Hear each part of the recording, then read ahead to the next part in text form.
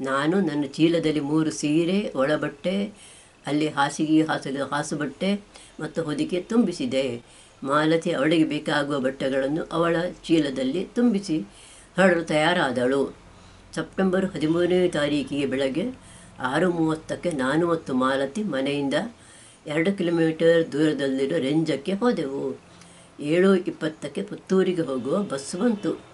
ಅದರಲ್ಲಿ ನಾವು ಪುತ್ತೂರಿಗೆ ಹೋದೆವು. ಅಲ್ಲಿಂದ ಇನ್ನೊಂದು ಬಸ್ಸಿನಲ್ಲಿ ಉಪ್ಪಿನಂಗಡಿಗೆ ಹೋದೆವು. ಪುತ್ತೂರಿನಿಂದ ಆಗ ಬೆಂಗಳೂರಿಗೆ ನೇರವಾದ ಬಸ್ಸು ಇರಲಿಲ್ಲ. ಹಾಗಾಗಿ ನಾವು ಅಲ್ಲಿಂದ 12 ಕಿಲೋಮೀಟರ್ ದೂರ ಇರುವ ಉಪ್ಪಿನಂಗಡಿಗೆ ಹೋಗಬೇಕಾಗಿತ್ತು. ಅಲ್ಲಿ ನಮಗೆ ಬೆಂಗಳೂರಿಗೆ ಹೋಗುವ ಬಸ್ಸು ಸಿಕ್ಕಿತು. ಆ ಬಸ್ಸಿನಲ್ಲಿ ಹೊರಟು ನಾವು ಸಂಜೆ 5 ಗಂಟೆಗೆ ಬೆಂಗಳೂರನ್ನು ತಲುಪಿದೆವು. ಅಲ್ಲಿನ ಬಸ್ ನಿಲ್ದಾಣದಲ್ಲಿದ್ದು ಇಳಿದು ನಾವು ಸಿಟಿ ಬಸ್ನಲ್ಲಿ ನನ್ನ ಶಾರದೆ ಅಕ್ಕನ ಮಗಳು ಸುವರ್ಣನ ಮನೆಗೆ ಹೋದೆವು. ಸುಬ್ರಾಯ ಭಾವನವರು ಅಲ್ಲಿಗೆ ನಮ್ಮಿಂದ ಮೊದಲೇ ಬಂದಿದ್ದರು. ಅವರಿಗೆ ಅದು ಮಗಳ ಮನೆ. ಬೆಂಗಳೂರಿನಲ್ಲಿರುವ ಮಹಾಬೋಧಿ ಸೊಸೈಟಿಗೆ ಫೋನ್ ಮಾಡಿ ವಿಪಶ್ಯನಾ ಧ್ಯಾನ ಸೆಂಟರಿಗೆ ಹೇಗೆ ಹೋಗುವುದೆಂದು ವಿಚಾರಿಸಿದೆವು. ಅವರು 14ನೇ ತಾರೀಕಿಗೆ ಇಲ್ಲಿಗೆ ಬನ್ನಿ, ಧ್ಯಾನ ಸೆಂಟರ್ ಇರುವುದು ಇಲ್ಲಿಂದ 60 ಕಿಲೋಮೀಟರ್ ದೂರದ ದೊಡ್ಡ ಬಳ್ಳಾಪುರದಲ್ಲಿ. ಮಧ್ಯಾಹ್ನ 2:30ಕ್ಕೆ ಇಲ್ಲಿನ ಬಸ್ಸು ಅಲ್ಲಿಗೆ ಹೋಗುತ್ತದೆ ಎಂದು ತಿಳಿಸಿದರು. 14ನೇ ತಾರೀಕಿಗೆ ನಾವು ಮೂವರನ್ನು ಸುಬ್ರಾಯ ಭಟ್ಟರ ಅಡಿಯ ಜಯದೇವ ಅವರ ಕಾರಿನಲ್ಲಿ ಮಹಾಬೋಧಿ ಸೊಸೈಟಿ ಕರೆದುಕೊಂಡು ಹೋದರು. ಆಗ 2 ಗಂಟೆ ಆಗಿತ್ತು. ನಾವು ಹೋಗಲಿರುವ ಬಸ್ಸಿನಲ್ಲಿ ಶಿಬಿರಕ್ಕೆ ಹೋಗುವ ಬೇರೆ ಮಂದಿ ಅಲ್ಲಿಗೆ ಬಂದಿದ್ದರು. 2:30ಕ್ಕೆ ಬಸ್ಸು ಹೊರಟಿತು. ಬಸ್ಸಿನಲ್ಲಿ ಹೆಂಗಸರು ಗಂಡಸರು ಸೇರಿ ನಾವು 60 ಮಂದಿ ಇದ್ದೆವು. ಸಂಜೆ ದೊಡ್ಡಬಳ್ಳಾಪುರದ ಆಶ್ರಮಕ್ಕೆ ಬಂದು ತಲುಪಿದೆವು. ಆ ಆಶ್ರಮದ ಸುತ್ತ ತೆಂಗಿನ ಮರಗಳು, ಹಣ್ಣಿನ ಮರಗಳು, ಹೂಗಿಡಗಳು ಇದ್ದವು. ಆಶ್ರಮ ತುಂಬ ಸುಂದರವಾಗಿತ್ತು. ನಾವು ಬಸ್ಸಿನಿಂದ ಇಳಿದು ಒಳಗೆ ಹೋದೆವು. ಅಲ್ಲಿನ ಕೌಂಟರ್ನಲ್ಲಿ ನಮ್ಮೆಲ್ಲರ ಹೆಸರು, ವಿಳಾಸ ಬರೆದುಕೊಂಡರು. 10 ದಿನದ ಕಾರ್ಯಕ್ರಮದ ಪಟ್ಟಿಯನ್ನು ನಮಗೆ ಕೊಟ್ಟರು. ಗಂಡಸರಿಗೆ ಮತ್ತು ಹೆಂಗಸರಿಗೆ ಉಳಿದುಕೊಳ್ಳಲು 2 ಬೇರೆ ಬೇರೆ ಹಾಲ್ಗಳಿದ್ದವು. ನಾವು ಹೆಂಗಸರು ನಮಗಾಗಿ ಕಾದಿರಿಸಿದ ಹಾಲ್ಗೆ ಹೋದೆವು. 10 ದಿನದ ಕಾರ್ಯಕ್ರಮದ ಪಟ್ಟಿಯನ್ನು ಓದಿಕೊಂಡೆವು. ಅಲ್ಲಿ ನಾವು ಬಂದ ದಿವಸ 0 ದಿವಸ ಎನ್ನುತ್ತಾರೆ. ಅಲ್ಲಿ ನಮಗೆ ಧ್ಯಾನ ಕಲಿಸುವವರು ಚೋಟಮಲ್ ಗೋಯಂಕ ಎಂಬುವರು. ಪಟ್ಟಿಯನ್ನು ಓದಿಕೊಂಡ ಬಳಿಕ ನಾವು ಅಲ್ಲಿನ ಊಟದ ಹಾಲ್ಗೆ ಹೋದೆವು. ಅಲ್ಲಿ ನಮಗೆ ತಿಂಡಿ ಮತ್ತು ಹಾಲು ಕೊಟ್ಟರು. ಆಗ 5 ಗಂಟೆಯಾಗಿತ್ತು. 6 ಗಂಟೆಗೆ ಚೋಟಮಲ್ ಗೋಯಂಕ ಅಲ್ಲಿಗೆ ಬಂದರು. ನಾವು 10 ದಿವಸ ಅಲ್ಲಿ ಮಾಡಬೇಕಾದ ಕೆಲಸಗಳನ್ನು ಮತ್ತು ಅನುಸರಿಸಬೇಕಾದ ನಿಯಮಗಳನ್ನು ಅವರು ತಿಳಿಸಿದರು. 10 ದಿವಸ ಯಾರೂ ಮಾತನಾಡಬಾರದು. ತುಂಬ ಅಗತ್ಯವಿದ್ದರೆ ಮಾತ್ರ ಕೈ ಸನ್ನೆ ಮೂಲಕ ಇಲ್ಲವೇ ತುಂಬ ಮಿದು ಸ್ವರದಲ್ಲಿ ಅಲ್ಲಿನ ಸಹಾಯಕಿಯರಿಗೆ ತಿಳಿಸಬಹುದು. ಸಮಯಕ್ಕೆ ಸರಿಯಾಗಿ ಬೆಳಗ್ಗೆ 4 ಗಂಟೆಗೆ ಎದ್ದು ರಾತ್ರಿ 9 ಗಂಟೆಗೆ ಎಲ್ಲರೂ ಮಲಗಬೇಕು ಎಂದು ಹೇಳಿದರು. ಆಮೇಲೆ ಧಮ್ಮ ಸೇವಕಿಯೊಬ್ಬರು ನಮಗೆಲ್ಲ ನಂಬರ್ ಇರುವ ಚೀಟಿಗಳನ್ನು ಕೊಟ್ಟರು. ನನ್ನ ಚೀಟಿಯಲ್ಲಿ 17 ಎಂದು ನಂಬರ್ ಬರೆದಿತ್ತು. ಅಲ್ಲಿಂದ ನಾವು ಧಮ್ಮ ಹಾಲಿಗೆ ಹೋದೆವು.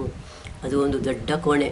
ಅಲ್ಲಿ ಸಾಲಾಗಿ ನಡುವೆ ತುಸು ಜಾಗ ಬಿಟ್ಟು ನಂಬರ್ ಹಾಕಿದ ದಿಂಬುಗಳನ್ನು ಇಟ್ಟಿದ್ದರು.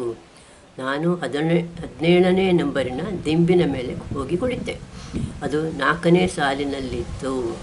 ಮಾಲತಿ ಮುಂದಿನ ಸಾಲಿನಲ್ಲಿ ಕುಳಿತಿದ್ದಳು. ಅಲ್ಲಿ ನಾವು 60 ಮಂದಿಯಲ್ಲಿ 40 ಗಂಡಸರು ಮತ್ತು 20 ಹೆಂಗಸರಿದ್ದೆವು. ನಮ್ಮ ಎದುರು ತುಸು ಎತ್ತರದ ಕಟ್ಟೆಯ ಮೇಲೆ ಕಡಿಮೆ ಬೆಳಕು ಕೊಡುವ ಬಲ್ಬು ಉರಿಸಿದ್ದರು. ಆ ಕಟ್ಟೆಯ ಮೇಲೆ ಚಿಕ್ಕನಾರಾಯಣಪ್ಪ ಎಂಬವರು ಕುಳಿತುಕೊಂಡು ನಮಗೆ ಮೆಡಿಟೇಷನ್ನಿನ ಮೊದಲ ಪಾಠವಾಗಿ ಆನಾಪಾನ ಮಾಡುವುದು ಹೇಗೆ ಎಂಬುದನ್ನು ಹೇಳಿಕೊಟ್ಟರು. ಅವರ ಬಳಿ ಇರುವ ಟೇಪ್ ರೆಕಾರ್ಡ್ನಲ್ಲಿ SN ಗೋಯಂಕಾರವರ ಮಾತು ಕೇಳಿಸುತ್ತಿತ್ತು. ಕಲಿಸುವವರು ಹೇಳಿದ ಹಾಗೆ ನಾನು ಕಣ್ಣು ಮುಚ್ಚಿ ಆನಾಪಾನ ಮಾಡಿದೆ. ಮನಸ್ಸು ಮಾತ್ರ ಎಲ್ಲೋ ಹೋಗುತ್ತಿತ್ತು. ಆನಾಪಾನ ಅಂದರೆ ನಾವು ನಮ್ಮ ಮನಸ್ಸನ್ನು ಬೇರೆ ಕಡೆ ಹೋಗದ ಹಾಗೆ ತಡೆದು ನಮ್ಮ ಉಸಿರನ್ನೇ ಗಮನಿಸುತ್ತಿರಬೇಕು. ಹೀಗೆ ಕುಳಿತು 1 ಗಂಟೆಯಾದ ಬಳಿಕ ಅಲ್ಲಿ ಅರ್ಧ ಗಂಟೆಯ ಹೊತ್ತು ಚಿತ್ರಕಥೆ ತೋರಿಸಿದರು. ಆಮೇಲೆ ರಾತ್ರಿ 9 ಗಂಟೆಗೆ ನಾವೆಲ್ಲ ನಮ್ಮ ಮಲಗುವ ಹಾಲಿಗೆ ಹೋದೆವು. ಅಲ್ಲಿ ರಾತ್ರಿಯ ಊಟವಿರಲಿಲ್ಲ. ರಾತ್ರಿಯ ಊಟ ಬಿಟ್ಟು ನನಗೆ ಅಭ್ಯಾಸವಿರಲಿಲ್ಲ. ಆದರೇನು ಮಾಡೋದು, 10 ದಿವಸ ಇಲ್ಲಿರಲು ಬಂದ ಮೇಲೆ ಇಲ್ಲಿನ ವಿಪಶ್ಯನಾ ಧ್ಯಾನವನ್ನು ಕಲಿಯಲೇಬೇಕು. ನನಗಾಗೋ ತೊಂದರೆಯನ್ನು ಮಾಲತಿಯ ಹತ್ತಿರವೂ ಹೇಳುವಂತಿರಲಿಲ್ಲ. ಅವಳ ಹಾಸಿಗೆಯ ನಂಬರು 4. ನನ್ನ ಹಾಸಿಗೆಯಿಂದ ತುಂಬ ದೂರ ಇತ್ತು. ನಾನು ನನ್ನ ಹಾಸಿಗೆಯ ಬಳಿ ವಾಟರ್ ಬಾಟಲಲ್ಲಿ ಕುಡಿಯುವ ನೀರು ಇಟ್ಟುಕೊಂಡಿದ್ದೆ. ನೀರು ಕುಡಿದು ಮಲಗಿದೆ. ಬಸ್ಸಿನ ಪ್ರಯಾಣದಿಂದ ಆಯಾಸವಾಗಿತ್ತು. ಹಾಗಾಗಿ ಹಸಿದಿದ್ದರೂ ಚೆನ್ನಾಗಿ ನಿದ್ದೆ ಬಂತು. ಬೆಳಗ್ಗೆ 4 ಗಂಟೆಗೆ ಗಂಟೆ ಹೊಡೆಯುವ ಸದ್ದು ಕೇಳಿಸಿತು. ಅದು ನಮ್ಮನ್ನು ಎಬ್ಬಿಸುವ ಗಂಟೆ. ನಾವೆಲ್ಲ ಒಬ್ಬೊಬ್ಬರಾಗಿ ಎದ್ದು ವಿಪಶ್ಯನಾ ಧ್ಯಾನದ ಹಾಲಿಗೆ ಹೋಗಲು ತಯಾರಾದೆವು. 4:30ಕ್ಕೆ ಇನ್ನೊಮ್ಮೆ ಗಂಟೆ ಕೇಳಿಸಿತು. ಧ್ಯಾನ ಮಾಡುವ ಹಾಲಿಗೆ ಹೋದೆವು. ನಮ್ಮ ಜಾಗಗಳಲ್ಲಿ ಕುಳಿತುಕೊಂಡೆವು. 4:30ರಿಂದ 5:30 ತನಕ ಬೆಳಗಿನ ಧ್ಯಾನ. 1 ಗಂಟೆ ಹೊತ್ತು ಕಾಲು ಮಡಚಿ ಕುಳಿತುಕೊಳ್ಳಲು ನನಗೆ ತುಂಬ ಕಷ್ಟವಾಯಿತು. ಆಗಾಗ ಕಾಲುಗಳನ್ನು ಆ ಕಡೆ ಈ ಕಡೆ ಮಾಡುತ್ತಾ ಕುಳಿತುಕೊಂಡೆ. ಧ್ಯಾನದ ಬಳಿಕ ನಮ್ಮ ಗುರು ಯಾವ ರೀತಿಯಲ್ಲಿ ನಮ್ಮ ಮನಸ್ಸನ್ನು ಕಂಟ್ರೋಲ್ನಲ್ಲಿ ಇಟ್ಟುಕೊಳ್ಳಬೇಕು ಎಂಬುದನ್ನು ಕನ್ನಡದಲ್ಲಿ ಮತ್ತು ಇಂಗ್ಲೀಷ್ನಲ್ಲಿ ಹೇಳಿಕೊಟ್ಟರು. ನನಗೆ ಹಸಿವಾಗುತ್ತಿತ್ತು. ಹಿಂದಿನ ದಿವಸ ಸಂಜೆ 5 ಗಂಟೆಯ ಬಳಿಕ ನೀರಿಲ್ಲದೆ ಬೇರೆ ಆಹಾರವಿರಲಿಲ್ಲ. 6:30ಕ್ಕೆ ನಾವೆಲ್ಲ ಸಾಲಾಗಿ ನಡೆಯುತ್ತಾ ಊಟದ ಕೋಣೆಗೆ ಹೋದೆವು. ಅಲ್ಲಿ ನಮಗೆ ಉಪ್ಪಿಟ್ಟು ಮತ್ತು ಹಾಲು ಕೊಟ್ಟರು. ಅಲ್ಲಿ ಮೇಜಿನ ಮೇಲೆ ಸಕ್ಕರೆ ಮತ್ತು ಬೆಲ್ಲದ ತುಂಡುಗಳನ್ನು ಇಟ್ಟಿದ್ದರು. ಸಿಹಿ ಬೇಕಿದ್ದವರು ಹಾಲಿಗೆ ಸಕ್ಕರೆ ಇಲ್ಲ ಬೆಲ್ಲ ಸೇರಿಸಬಹುದು. ನಾನು ನನ್ನ ಹಾಲಿಗೆ ಬೆಲ್ಲ ಸೇರಿಸಿ ಕುಡಿದೆ. ಅಲ್ಲಿನ ಉಪ್ಪಿಟ್ಟು ತುಂಬ ರುಚಿಯಾಗಿತ್ತು. ಅದಕ್ಕೆ ತರಕಾರಿಗಳನ್ನು ಸೇರಿಸಿದ್ದರು. 6:45ಕ್ಕೆ ನಾವು ಕೆಲವು ಹೆಂಗಸರು ಮಲಗುವ ಕೋಣೆಗೆ ಹೋಗಿ 7:30 ಗಂಟೆಯ ತನಕ ಮಲಗಿದೆವು. ಇನ್ನೂ ಕೆಲವು ಹೆಂಗಸರು ಆಶ್ರಮದ ಅಂಗಳದಲ್ಲಿ ನಡೆಯುವ ವ್ಯಾಯಾಮಕ್ಕೆ ಸೇರಿದರು. ಆಮೇಲೆ ಒಬ್ಬರಾಗಿ ಹೋಗಿ ನಾವು ಸ್ನಾನ ಮಾಡಿ ಬಟ್ಟೆ ಒಗೆದು ಒಣಗಲು ಹಾಕಿದೆವು. ಸ್ನಾನಕ್ಕೆ ಅಲ್ಲಿ ಬಾಯ್ಲರಿಗೆ ಬೆಂಕಿ ಹಾಕಿ ಬಿಸಿ ನೀರಿನ ವ್ಯವಸ್ಥೆ ಮಾಡಿದ್ದರು. 8 ಗಂಟೆಗೆ ಬೆಲ್ಲಿನ ಸದ್ದು ಕೇಳಿಸಿತು.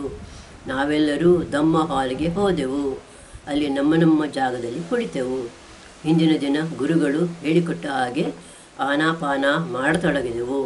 1 ಗಂಟೆಯ ಬಳಿಕ ಗುರುಗಳು ನಮ್ಮಲ್ಲಿ 5 ಮಂದಿಯನ್ನು ಅವರ ಬಳಿಗೆ ಕರೆದು ಹೇಗೆ ಅಭ್ಯಾಸ ಮಾಡುತ್ತಿರುವಿರಿ ಎಂದು ಕೇಳಿ ಮಾಡಿ ತೋರಿಸಲು ಹೇಳಿದರು. ಅಲ್ಲದೆ ಸರಿಯಾಗಿ ಮಾಡಲು ತಿಳಿಯದವರಿಗೆ ಸರಿಯಾಗಿ ಮಾಡೋ ಕ್ರಮವನ್ನು ಹೇಳಿಕೊಟ್ಟರು. ಹೀಗೆ 2 ದಿವಸ ಆನಾಪಾನ ಮಾಡಿದ ಬಳಿಕ ಇನ್ನೊಂದು ರೀತಿಯಲ್ಲಿ ಉಸಿರನ್ನು ಧ್ಯಾನದಿಂದಲೇ ನೋಡುವ ಕ್ರಮವನ್ನು ಕಲಿಸಿದರು. ರಾತ್ರಿ ದಿನ ನಮಗೆ ಅರ್ಧ ಗಂಟೆ ಗೋಯಂಕಾರ್ ಅವರ ಮಾತು ಮತ್ತು ಚಿಕ್ಕ ಸಿನಿಮಾ ತೋರಿಸುತ್ತಿದ್ದರು. ಧ್ಯಾನಕ್ಕೆ ಕುಳಿತು ಕಾಲು ನೋವಾಗುತ್ತಿದ್ದರಿಂದ ಬಿಡುವಿನ ಸಮಯದಲ್ಲಿ ನಾವು ಅಂಗಳದಲ್ಲಿ ನಡೆಯುತ್ತಿದ್ದೆವು. ಅಲ್ಲಿ ಒಂದು ಉಯ್ಯಾಲೆ ಇತ್ತು. ಕೆಲವರು ಉಯ್ಯಾಲೆಯಲ್ಲಿ ಕುಳಿತು ತೂಗಿಕೊಳ್ಳುತ್ತಿದ್ದರು. ಮಾತಿಲ್ಲದೇ ಇದ್ದುದರಿಂದ ಅಲ್ಲಿ ಯಾವಾಗಲೂ ಮೌನ ಇರುತ್ತಿತ್ತು. ಅಲ್ಲಿಗೆ ಬಂದು 4 ದಿವಸದಲ್ಲಿ ನನ್ನ ಕಾಲು ನೋವು ಪೂರ್ತಿ ಕಡಿಮೆಯಾಗಿತ್ತು. ಪ್ರತಿದಿನ ನಾವು ಅಲ್ಲಿ ಕೊಟ್ಟ ಸಮಯದ ಪಟ್ಟಿಯಲ್ಲಿ ಬರೆದಂತೆ ಬೆಲ್ಲ ಆದ ಕೂಡಲೇ ಧ್ಯಾನದ ಹಾಲಿಗೆ ಹೋಗಿ ಧ್ಯಾನ ಮಾಡುತ್ತಿದ್ದೆವು. ಹೀಗೆ 10 ದಿನ ಅವರು ಕಲಿಸಿದ ವಿಪಶ್ಯನಾ ಧ್ಯಾನವನ್ನು ಮಾಡಿ ಕಲಿತೆವು. 11ನೇ ದಿನ ಅಂದರೆ ಸೆಪ್ಟೆಂಬರ್ 25ನೇ ತಾರೀಕಿಗೆ ಅಲ್ಲಿಂದ ಹೊರಡಲು ತಯಾರಾಗಿ ನಮ್ಮ ಬಟ್ಟೆ ಮೊದಲಾದವನ್ನು ತೆಗೆದುಕೊಂಡು ಹಾಲ್ಗೆ ಬಂದೆವು. ಆ ದಿನ ನಾವು ಒಬ್ಬರನ್ನೊಬ್ಬರು ಮಾತನಾಡಿದೆವು. ಮಾಲತಿಯು ನನ್ನ ಬಳಿ ಬಂದಳು. ಆ ದಿನ ನಮಗೆ ಕೊನೆಯ ಧ್ಯಾನವಿತ್ತು. ಆಮೇಲೆ ಮನೆಗೆ ಹೋದ ಮೇಲೂ ದಿವಸಕ್ಕೊಮ್ಮೆಯಾದರೂ ವಿಪಶ್ಯನಾ ಧ್ಯಾನವನ್ನು ಮಾಡಬೇಕು ಎಂದು ಗುರುಗಳಾದ ಚಿಕ್ಕನಾರಾಯಣಪ್ಪ ಹೇಳಿದರು. ಆ ದಿನ ನಮ್ಮಲ್ಲಿ ಪ್ರತಿಯೊಬ್ಬರನ್ನೂ ಕರೆದು ನಿಮ್ಮ ಅನುಭವಗಳನ್ನು ಹೇಳಿ ಎಂದರು. ಹೆಚ್ಚಿನವರು ಅಲ್ಲಿ ತಮಗೆ ಆದ ಅನುಭವವನ್ನು ಹೇಳಿದರು. ಅಲ್ಲಿ ಎಲ್ಲರಿಗೂ ಮನಸ್ಸಿಗೆ ಶಾಂತಿ ಸಿಕ್ಕಿತ್ತು. ಇದಲ್ಲದೆ ಎಲ್ಲರಿಗೂ ಅಲ್ಲಿನ ಊಟ ತಿಂಡಿ ಹಿಡಿಸಿತ್ತು. ಆ ಶಿಬಿರದ ಜಾಗವೂ ಚೆನ್ನಾಗಿತ್ತು. ಕೊನೆಯ ದಿನ ಚೋಟಾಮಲ್ ಗೋಯಂಕಾರ್ ಅವರು ನಾವು ಪ್ರತಿದಿನ ವಿಪಶ್ಯನಾ ಧ್ಯಾನ ಮಾಡಿದರೆ ನಮಗಿರುವ ಎಲ್ಲ ತೊಂದರೆಗಳು ಹೊರಟು ಹೋಗುತ್ತವೆ ಎಂದು ಹೇಳಿದರು. ನನಗೆ ಅಲ್ಲಿಗೆ ಬಂದ 2ನೇ ದಿನ ಇನ್ನು ಅಲ್ಲಿ ಇರುವುದು ಬೇಡ, ಈ ಧ್ಯಾನ ತುಂಬ ಕಷ್ಟ ಎಂದು ಅನಿಸುತ್ತಿತ್ತು. ಆದರೆ ಈಗ 10 ದಿವಸದ ಬಳಿಕ ನಾನು ಇಲ್ಲೇ ಉಳಿದುದು ತುಂಬ ಒಳ್ಳೆಯದಾಯಿತು.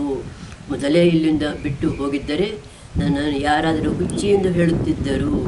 ಕಷ್ಟಪಟ್ಟರೆ ಸುಖ ಎನ್ನುವಂತೆ ನಾನು ಇಲ್ಲಿನ ವಿಧಾನಕ್ಕೆ ಹೊಂದಿಕೊಂಡಿದ್ದಲ್ಲದೆ ಈ ಶಿಬಿರಕ್ಕೆ ನಾನು ಬರುವಂತೆ ಮಾಡಿದ ನನ್ನ ಮಗಳಿಗೆ ಧನ್ಯವಾದ ಹೇಳಿದೆ. ಇಲ್ಲಿಂದ ನಮ್ಮೂರಿಗೆ ಹೋದ ಮೇಲೆ ಇಲ್ಲಿನ ಕುರಿತಾಗಿ ಒಂದು ಚಿಕ್ಕ ಪುಸ್ತಕ ಬರೆಯುವುದೆಂದು ಆಲೋಚಿಸಿದೆ. ಅಲ್ಲಿದ್ದ ಕೆಲವು ಪುಸ್ತಕಗಳನ್ನು ಕೊಂಡುಕೊಂಡೆ. ಮರಳಿ ಮನೆಗೆ.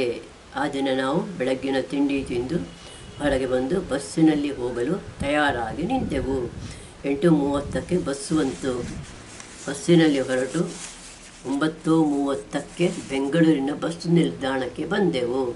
ಸುಬ್ರಾಯ ಭಾವನವರು ಅಲ್ಲಿಂದ ಮಗಳ ಮನೆಗೆ ಹೋದರು. ನಾನು ಮತ್ತು ಮಾಲತಿ ಪುತ್ತೂರಿಗೆ ಹೋಗುವ ಬಸ್ಸಿನಲ್ಲಿ ಕುಳಿತು ಪುತ್ತೂರಿಗೆ ಬಂದೆವು. ಆಗ ಗಂಟೆ 6:30 ಆಗಿತ್ತು. ಕೂಡಲೇ ನಮಗೆ ರಂಜಕ್ಕೆ ಹೋಗುವ ಬಸ್ ಸಿಕ್ಕಿತು. ಅದರಲ್ಲಿ ಕುಳಿತು ರಂಜಕ್ಕೆ ಬಂದು ಅಲ್ಲಿಂದ ನಡೆದುಕೊಂಡು ನಮ್ಮ ಮನೆಗೆ ಬಂದೆವು. ನಾರಾಯಣ ನಮಗೆ ಕಾಯುತ್ತಿದ್ದ. ಅವನು ನಮಗೆ ರಾತ್ರಿ ಅಡಿಗೆ ಮಾಡಿಟ್ಟಿದ್ದ. ಮನೆಗೆ ಬಂದ ಮೇಲೆ ನಾವು ಪ್ರತಿದಿನ ಧ್ಯಾನ ಮಾಡತೊಡಗಿದೆವು.